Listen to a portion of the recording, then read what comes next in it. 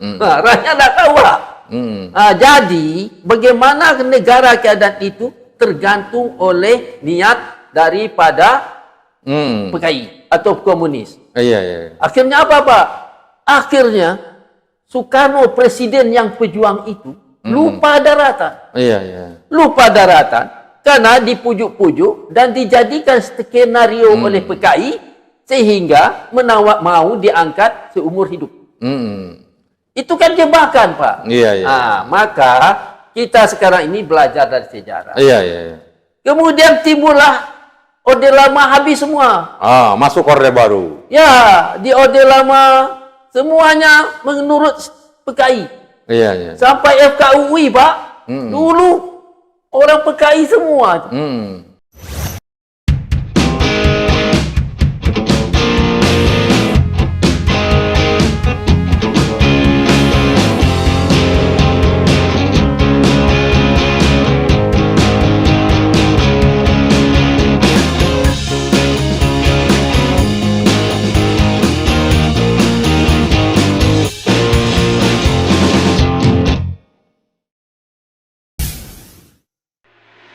Assalamualaikum warahmatullahi wabarakatuh. Jumpa lagi di channel TV Masumi. Saya Al Mizan, biasa dipanggil Kang Mizan. Pemirsa, kita merasakan suasana keprihatinan. Masalah demokrasi kita ini kelihatannya belum terlihat gejala-gejala ada perbaikannya di dalam rezimnya Prabowo Gibran sekarang.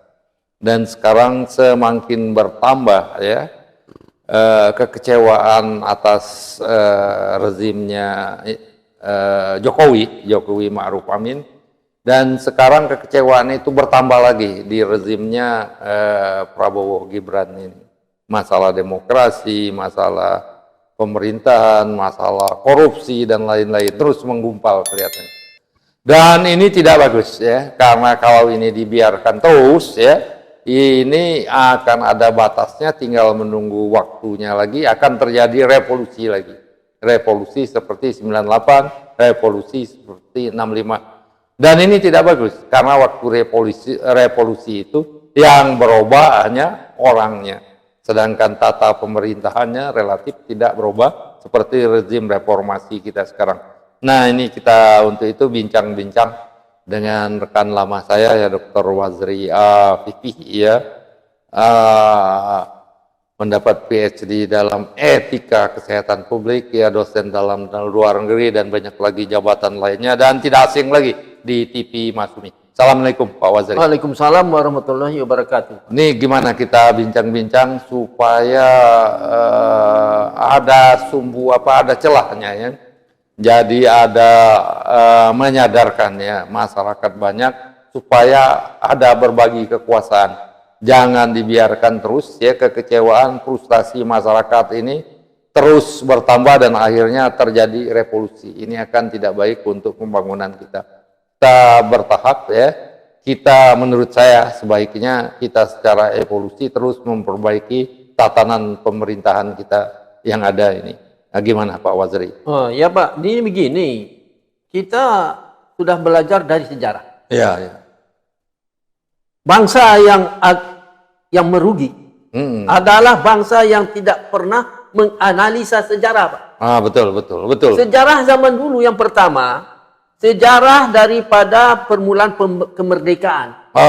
Yaitu pemimpin-pemimpin yang ada di Indonesia adalah mereka yang betul-betul mengabdi untuk bangsanya. Tidak ada, Pak, pemimpin-pemimpin waktu itu tidak ada yang kaya raya. Betul. Kadang-kadang ada rumahnya yang masih menyewa. Ada yang tidak punya rumah.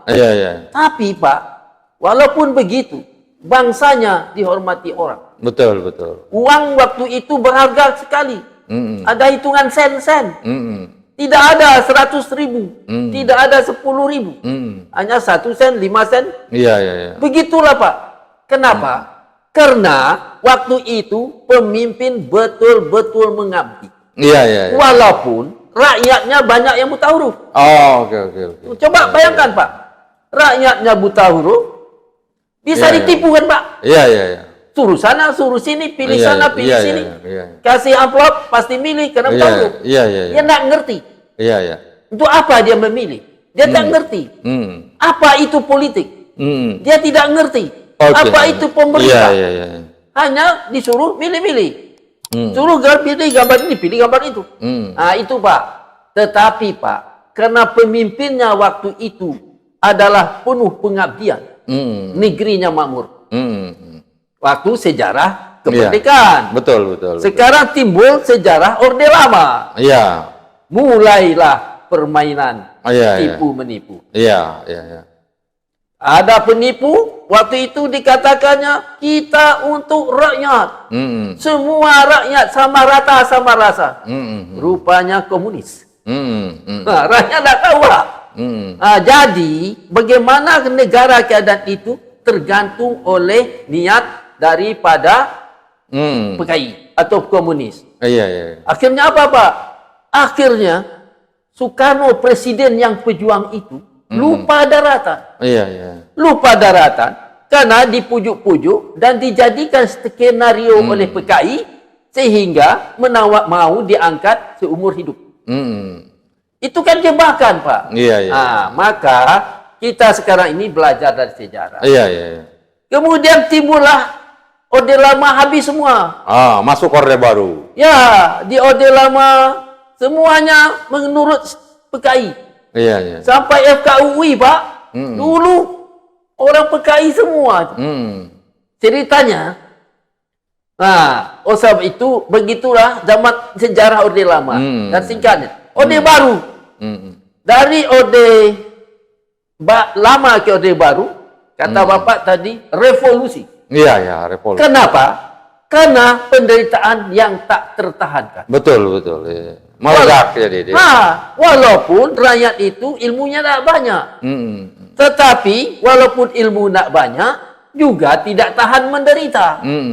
Karena tidak tahan menderita, timbullah revolusi. Iya, iya, iya. Okay. Nah, karena apa? Karena penderitaan tadi. Iya, karena iya, ditipu-tipu tadi. Iya, iya, oke. Dari Orde Baru, terus berjalan sampai 32 tahun. 32 tahun, betul. Juga permainan sama. Semua diatur. Partai, pemilu ada. Tapi sebelum selesai pemilu, udah tahu hasilnya. Itu kan artinya tipu menipu juga, Pak. Tipu menipu ya. Sekarang gimana? Sekarang Orde Reformasi. Sekarang Orde Reformasi. Udah 34 tahun ya, 99 2000. Sekitar 25 tahun, satu generasi ya. Tahun. Ya. Dipikir nasib dua orde berubah. Tahu-tahu timbul yang baru pula. Oligarki. Iya, iya, iya. Iya, iya. Rakyat bosan lagi. Iya, iya. Karena rakyat bosan lagi, nasib baik tidak jadi 3 periode. Kalau sampai tercapai 3 periode, kita tidak tahu, Pak. Iya, iya. Apa yang akan terjadi? Iya, iya. Oleh sebab itu, kita di orde sekarang hidup sekarang yang kebetulan Bapak Presiden kita baru. Mereka dia pasti tahu, Pak, bahwa sejarah tidak pernah berbohong. Iya, iya. Dan hasil sejarah tidak pernah bohong. Iya, iya. Okay. Maka kalau mengulangi sejarah lama, iya, iya. tunggu masanya. Iya, iya. Hasil akan sama. Iya, iya. Kalau hasil sama merubah negeri ini hanya dengan revolusi, iya, iya. kapan majunya? Betul, betul. Jadi bagaimana supaya majunya ini kita jangan terjadi revolusi lagi, Pak?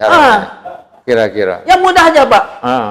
Dari hasil analisa demi analisa tadi, iya, iya. ubah semua kesalahan. Dari iya. kesalahan misalnya tadi rakyat tidak mengerti apa itu pemilu. Iya, iya. Kasih ilmu. Iya, iya. Rakyat tidak mengerti, rakyat heran-heran. Kenapa harga barang terlalu mahal? Terutama bahan makanan. Iya, iya. Ubah itu. Iya, iya. Bahan makanan, pokoknya bahan makanan, pakaian jangan mahalkan. Iya, iya. Itu saja. Ya, kalau dia buat mahal-mahal, ikut saya di restoran Padang, Pak. Iya, iya. Pajaknya bukan main. Iya, iya. Kalau kita membeli uang yang pas-pas, kita tanya harga rendang berapa? Iya, iya. 30, Pak. Iya. Jangan berpikir bisa dapat 30. Iya, iya. Kenapa? Iya, iya. Ada pajaknya. Iya, iya, pajak daerah itu. Ini masalah, Pak. Pajak dan restribusi. Jadi oleh sebab itu, pemerintah sekarang, sudahlah, logika saja, sederhana, tidak usah mikir berbelit-belit. Mempunyai ilmu-ilmu profesor Eropah mana-mana. Sudahlah, soal makanan, sudah, jangan diberi pajak. Kalau misalnya untuk memberi makanan orang miskin, tak usah dengan makanan gratis. Cukup dengan kupon untuk pembeli makanan. Beri kepada orang yang miskin. Bukan, ya anak sekolah betul juga. Tapi beri orang tuanya juga. Oke. Ada anak, Pak, yang harusnya pemerintah tersindir. Ada anak sekolah yang makan gizi bergratis itu. Tak mau makan. Ditanya oleh gurunya, kenapa kamu nak makan?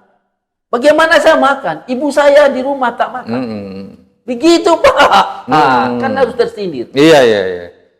Maka ini banyak sekali sudah teman-teman kita ya dari berbagai podcast ini ya memberikan kritik saran mengenai makan apa itu namanya bergizi ya, mengenai lain-lain, mengenai proyek strategis nasional, mengenai PPN 12% dan lain-lain lagi ya, mengenai korupsi ya. Tapi suara-suara dari kita ini seperti apa, bersuara di tengah lautan ini, Pak. Nah, ini kita ingin menyadarkan kepada penguasa bahwa suara-suara masyarakat ini didengar sekarang ya. Jadi praktek negara kekuasaan yang berjalan selama ini sebaiknya itu dikurangi. Karena kalau tidak dikurangi secara perlahan-lahan, tinggal menunggu waktunya lagi, akan terjadi ledakan revolusi lagi, Pak. Ini yang kita tidak inginkan. Nah, ini gimana, Pak? Ya, ini begini, Pak. Kita baru mendengar pidato Presiden, itu hebat sekarang. Takutnya kita begini. Seperti pengalaman masa lalu. Di sini tebu, di hati pahit, di hati empedu. Nah, ini, Pak. Jadi oleh sebab itu kita harap Presiden Prabowo ini menerapkan semua pidato dia itu. Nah, contoh, ke luar negeri dilarang para menterinya mengurangi jalan-jalan ke luar negeri. Contoh, atau nanti misalnya begini, setelah itu dilaksanakan, dan Pak Prabowo ini pun juga belajar masalah Pulau Rempang. Pelajari. Sudah tuh bagaimana PIK 2. Nah, kalau mudah saja supaya rakyat tidak kecewa, hentikan. Nah, yang ini yang jadi masalah ya. Suara mengenai PSN ya, PIK 2, PIK berapa, Pulau Rempang yang bergolak lagi itu. Terus itu disuarakan oleh berbagai kalangan masyarakat. Tapi suara-suara ini ya, sejauh ini saya belum mendengar ada respon dari pemerintah ya, dari Pak Prabowo sendiri ya. Ini jadi apa harapan publik terhadap Pak Prabowo ya untuk memperbaiki demokrasi, berarti mendengarkan suara rakyat ini semakin lama semakin menurun, Pak. Ini gini. Ini berbahaya, cemas kita. Ya, kita harap Pak Prabowo ini mengertilah orang kelilingnya. Orang yang kelilingnya yang dia pilihnya, bagusnya orang tukang kritis, Pak. Pak, begini-begini, itu yang harus orang kelilingnya. Jangan orang keliling, yes man. Ya Bapak, itu bagus. Maka rusaklah bangsa ini. Jadi oleh sebab itu, kita kalau sebenarnya, Pak, kalau negara ini mau dijadikan negara gangster, bisa. Tiru Haiti. Itu, Pak, presidennya kepala gangster. Tiru Meksiko. Itu narkoba. Semua, Pak. Jadi oleh sebab itu, setelah kita mengalami penderitaan demi perintah, kita harap Presiden Prabowo ini mempelajari itu, Pak. Jadi kalau misalnya rakyat Pulau Rempang tertindas, sudah perintahkan, hentikan penindasan. Itu sudah kita bicarakan juga beberapa waktu yang lalu ya. Kita mengharapkan Pak Prabowo itu merespon lah ya mengenai PSN ya, proyek strategis nasional di Pulau Rempang ini. Dan beberapa waktu yang lalu juga kita himbau ya, masyarakatnya itu selain melakukan kegiatan fisik, ya demo-demo apa segala, mereka menempuh jalur hukum juga, ya, menggugat. Ya, ini seperti yang dilakukan oleh Ustadz Kosim, ya, Kosidin, ya. Mereka mengajukan gugatan ke Pengadilan Tinggi Jakarta atau semacam itu. Iya. Ya, untuk PIK di PIK Tangerang, ya. Nah, ini bagus. Jadi di samping mereka melakukan aksi-aksi itu, mereka menempuh jalur hukum juga. Ini bagus, kan? Ya. Kita ingat juga pengalaman negara kita merdeka, Indonesia. Di samping ada gerakan fisik, kan? Ada gerakan-gerakan diplomatis juga, kan? Yang orang-orang kita, anak-anak muda, yang kadang-kadang tamat SMP, mereka berani bicara di forum-forum internasional, tamat SMP, berjanggut, ya. Agus Salim, yang dikatakan kambing, gitu. Hebat, tapi mereka berani tamat SMP bicara di forum-forum. Nah, yang ini juga kita harapkan di berbagai golongan masyarakat, selain melakukan gerakan-gerakan fisik, ya, demo-demo, melakukan gerakan hukum juga, ya. Iya, ini akan lebih baik. Ya, selain betul Pak, tapi ada syarat Pak. Ada syarat, oke. Hakimnya betul-betul seperti bahasa kamus, bijaksana. Nah, ini juga. Nah, ini masalah. Ya, ini ya kita memang perjuangannya memang berat, ya. Kita masalah hakimnya ini juga jadi masalah, dan ini juga diangkat oleh podcastnya Refli Harun, ya. Pak Prabowo itu nggak perlu menggugat mengubah koruptor sampai ke Antartika. Yang penting benahi aja Mahkamah Agung itu. Ya. Dia kan punya kekuasaan itu membenahi lembaga Mahkamah Agung, bukan berarti campur tangan dalam penegakan hukum. Itu bagus, kan? Walaupun trias politikanya tetap dijalankan itu. Nah, gitu Pak. Apa lagi? Ya, ini Pak, satu saja saya rasa menjadikan bangsa ini terhormat. Iya. Presiden menghargai semua harga diri setiap lapisan bangsa. Nah, itu yang paling penting. Itu, Pak. Misalnya Pulau Rempang, harga diri yang punya tanah. Iya. Jangan kasih semua apa tuh. Iya. Yang dikaki itu. Ya, PSN-nya dibatalkan di situ harusnya. Ini kita menunggu keberanian. Kalau PSN-nya nggak dibatalkan, tapi hanya kegiatan penggusuran itu dilakukan secara tersembunyi, diam-diam, ya 5 tahun, 10 tahun lagi akhirnya tergusur juga. Jadi kalau tindakan berani dari Pak Prabowo itu, ya membatalkan PSN Pulau Rempang. Ya itu. Ini kalau Pak Prabowo melaksanakan itu bagus sekali. Ya. Tenanglah hidup bangsa ini. Iya, tenanglah hidup. Walaupun tidak makan, tapi hatinya tenang. Tenang itu. Selesai masalah. Jadi jangan dibiarkan berlarut-larut. Kalau tindakan penggusuran itu secara resmi tidak dilaksanakan, tapi PSN-nya juga tidak dibatalkan, ya itu lambat laun digerogotin juga. Akhirnya itu penggusuran akan terjadi juga secara perlahan-lahan. Ya. Yang penting sekarang mulut dan lapangan sama. Itu. Ya, demikian pemirsa, mudah-mudahan bermanfaat dan suara kita didengar oleh para pengambil kebijakan. Wabillahi taufik wal hidayah. Wassalamualaikum warahmatullahi wabarakatuh.